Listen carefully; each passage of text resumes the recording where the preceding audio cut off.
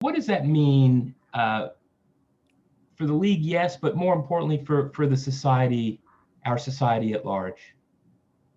Well, I mean, I guess we all have a personal way to look at it. For me, I have four nieces, and I have a goddaughter who I'm, super close with, and they'll be watching. I've told them, and I think I mean, it's not, Kamala Harris being inaugurated as a vice president, but it's a huge honor. And I think also just being around NBA officiating in the way that how difficult it is to break into the league, to be picked to be in the league. Is there's a obviously a huge number of people who want to be officials in our league. Um, so there's a lot of I'm going to say things that have to be done in order for anyone to be able to officiate at this level. So I think it's great for the league, but it's great for the country. Dan Savage, OrlandoMagic.com. Cliff, the Magic, along with Advent Health, announced a new training facility being built. You've been around the league for a long time. How can having a state-of-the-art facility like that help a team? And on top of that, how much does it show the organization's commitment to the team, ownership's commitment to the team and the Central Florida community?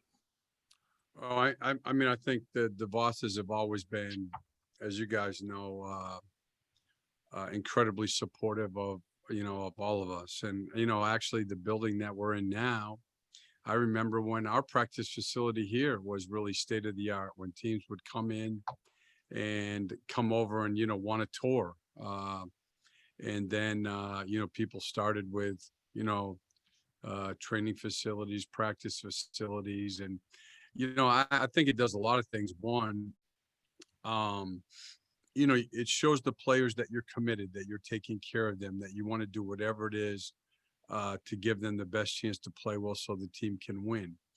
And then I think the other part, obviously, is the recruiting piece, free agency, uh, where, when you can bring someone in and they see that you have a great facility and a good place where they're going to be spending a lot of their time, it obviously shows a commitment on the part of ownership.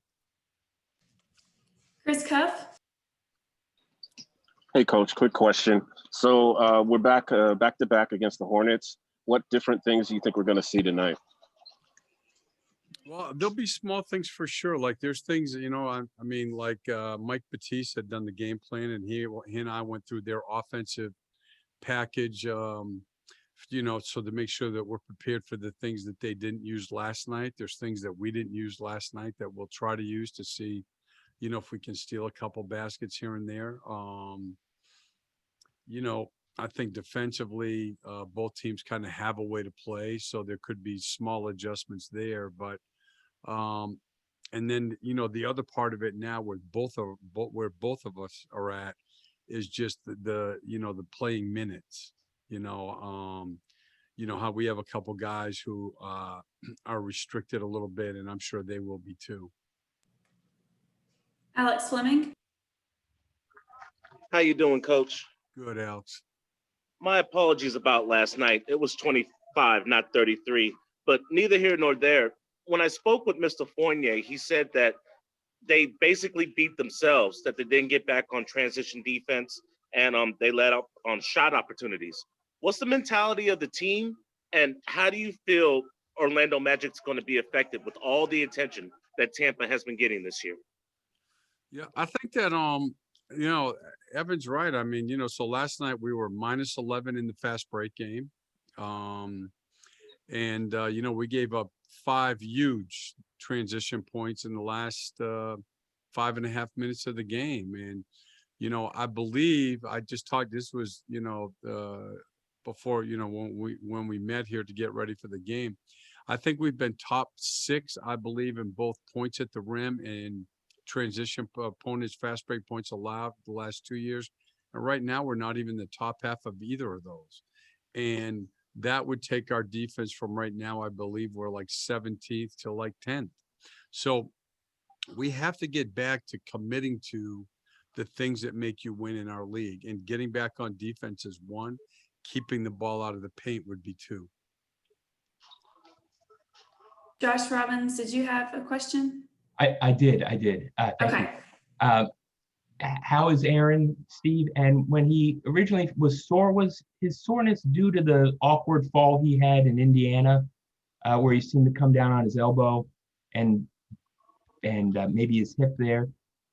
Yeah, I think that may have been part of it, but I think the bigger thing was just the minutes.